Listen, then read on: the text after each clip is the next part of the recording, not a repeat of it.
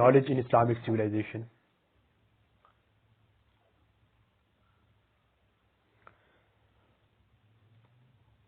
Importance of knowledge.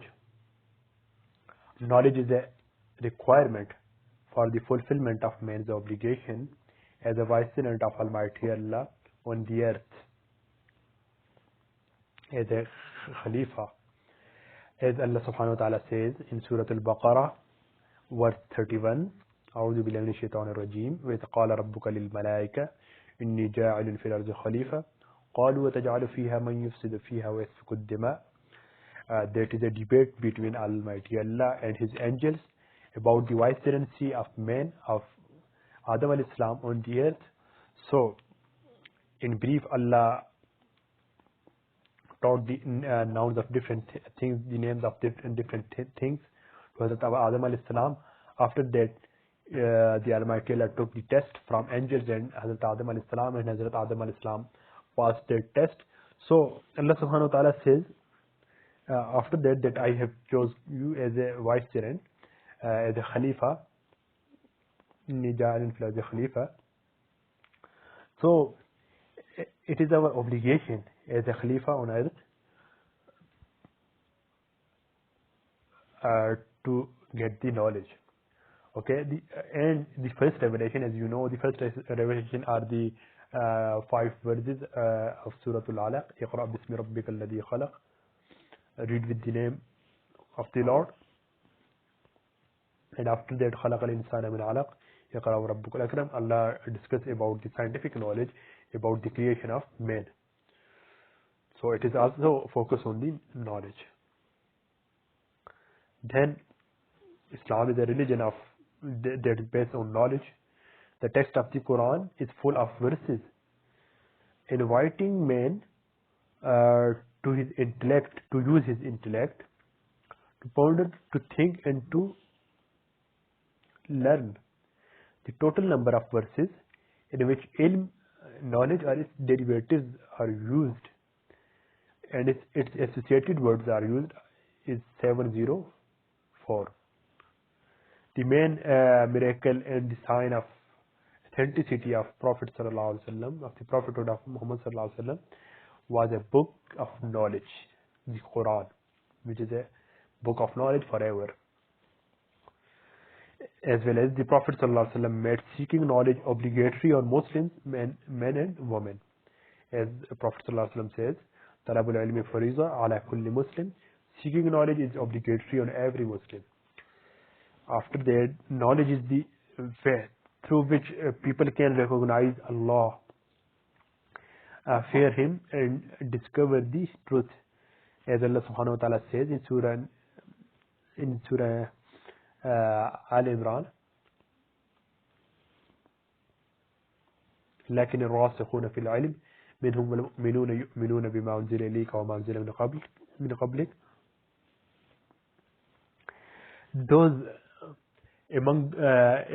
But those among them who are well grounded in knowledge and the believers believe in what has been revealed to you and what was revealed before you.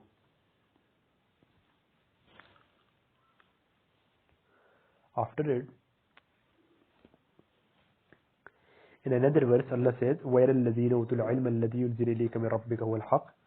And those who are knowledgeable see that the revelation sent down to you from the Lord is truth. In another verse, Allah says, يَرْفَعُ اللَّهُ الَّذِينَ آمَنُوا مِنكُمْ. Knowledge elevates the status and position of the bearer and makes difference between him and ignorant. As the translation of the verse is that Allah will raise up to high ranks those of you who believe and who have been granted knowledge. And these verses Allah tell about His mercy on Hazrat Dawud alayhi salam and Sulaiman alayhi salam, as He's saying that I granted them the knowledge. So the purpose of these verses is that Islam has knowledge has very much importance in Islam, and as well as we will see that in the rising period of Islamic civilization, knowledge and the scholars are on higher status. Okay, what are the characteristics of Islamic civilization? First one is that it is based on Tawheed. Muslim civilization was the first universal civilization that was based on pure and strict Unitarianism, unity of God, the only one who deserves submission, the only one who deserves worship, the only one who deserves absolute obedience. It is the meaning of Tawheed. And it eliminates idolatry, idol worshipping and statues, frees common people from the oppression of the kings, papacy and Brahminism, and it set right the relationship between the ruler and the ruled. All people are equal, no one is superior from others. As well as it is a civilization of universality, universal civilization. Islamic civilization was the first civilization which embraced the entire humanity in its umbrella. It declared equality of all human beings of all descents, races and colors. As Allah subhanahu wa ta'ala says, "Inna akramakum indallahi atqakum." Verily, the most honor of you in the sight of Allah is who is the most righteous of you. By birth, all are equal. This civilization is attributed to all Muslims on an equal basis. No Arab is superior on others and none others superior on Arab. It is a universal, not the global. It is a universal civilization. And it don't ask that on the whole world there will be a single civilization, that is globalization. It talks about the universality, open to the contribution of all members of the Muslim Ummah, regardless of their race, ethnicity, color, and even non-Muslim citizen. Third characteristic of this civilization is that it is a moderate. It uses the moderate rationalism. It gives human reason a high position. Its faith is based on reasoning and conviction. It rejects superstitious and unfounded beliefs. It doesn't go to the extreme of denying the truths which were not directly related to empirical knowledge but are based on revealed knowledge. And fourth characteristic is tolerance.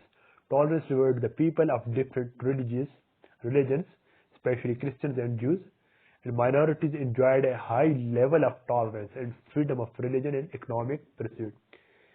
This characteristic is clear for a civilization which is based on religious foundation. Itself, it have a religion. This civilization has a religion, but although that have a religion, it don't force other people to accept its religion. And it would be reasonable for a secularist who doesn't believe in any religion to treat religion equally and give people freedom of belief. But it may be difficult for a religious person to do so. Despite that, Islamic civilization has the tolerance for all the religions. And integrated and balanced civilization, it integrates the faith with the state. Rejection of secularism. It integrates the body with the spirit. Material versus spiritual, both at the same time. Integrates the worldly life with the life in the hereafter. So it integrates the both extreme and make a balance. So it integrates empirical sciences with revelation. It don't reject any of them. Don't reject the empirical sciences and not the revelation.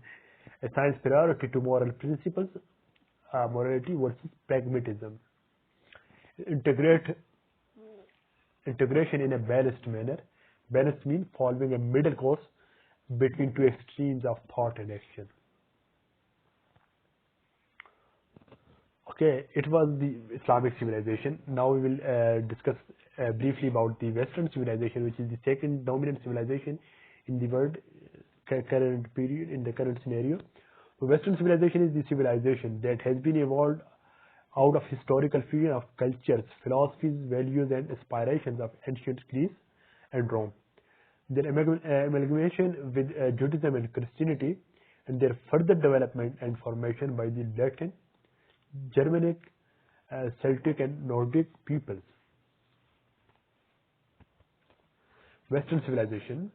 What are the characteristics of this civilization in terms of material progress and scientific exploration? The modern Western civilization has surpassed all civilization across history, pushing forward man's incentives and capabilities to exploit nature and benefit from it. It is a technological achievements which made the eased human life and create the many luxuries, effective management and organization, respect for human rights, but within their own homeland, in its own homeland.